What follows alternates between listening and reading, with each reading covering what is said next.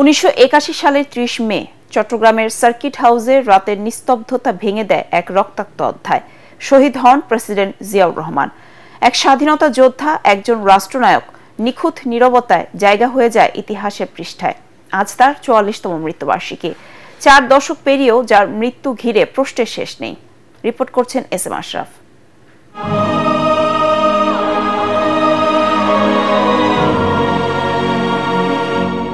সময় থেমে যায় না, কিন্তু কিছু মুহূর্ত থেমে যায় ইতিহাসে। 1981 সালের 30 মে ভোরের বাতাসে কেঁপে উঠে একটি জাতির হৃদয়, ঝড়ে ভেসে যায় এক অধ্যায়, যে অধ্যায়টি স্বাধীনতা পরবর্তী বাংলাদেশের রাজনীতির গতিপথ পাল্টে দেয়।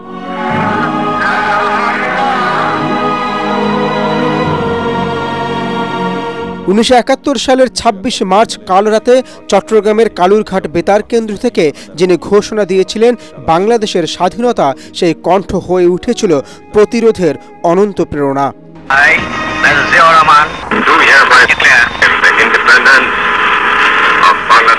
স্বাধীনতার পর রাজনীতির মাঠে নতুন করে ইতিহাস লিখতে শুরু করেন জিয়াউর রহমান। জাতিকে দিয়েছিলেন নতুন আশা, আত্মনির্ভরশীলতা, উৎপাদন, উন্নয়নের ডাক। প্রতিষ্ঠা করেন জাতীয়তাবাদী দর্শন, গণতন্ত্রের নতুন সূচনা। যদি সেদিন ইস্ট বেঙ্গল রেজিম এবং ইপিআর জিয়ার নেতৃত্বে বিদ্রোহ না করত, তাহলে কোনো মুক্তিযুদ্ধ হতো না। মুক্তিযুদ্ধ না হলে বাংলাদেশও স্বাধীন হতো না, আজও পাকিস্তান থাকতো। এটি হলো বাস্তবতা।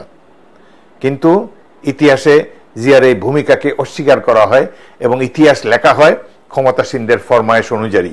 কিন্তু বাংলাদেশের সাধারণ মানুষের হৃদয়ে জিয়ার এই বীর মুক্তিযোদ্ধার ভাবমূর্তি চিরভাস্বর হয়ে থাকবে এবং বিশেষ করে তার নির্লোভ জীবন, সৎ রাষ্ট্রপতি হিসাবে তার সততার কথা কিংবদন্তি তুল্য।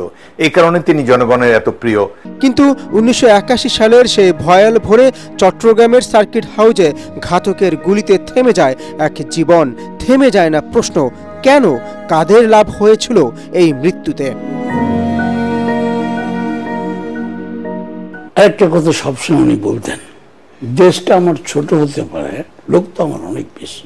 এই লোক যদি 2 হাত দিয়ে কাজ করে, আমি সমস্ত কাজ ভালোভাবে করতে পারবো। আমার দেশটা ছোট হতে পারে বটে, এই কথা ঠিক, কিন্তু আমি ছোট না।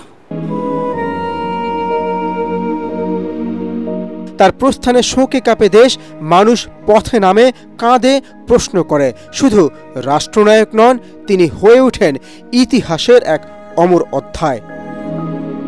S M Ashraf, ATN Bangla.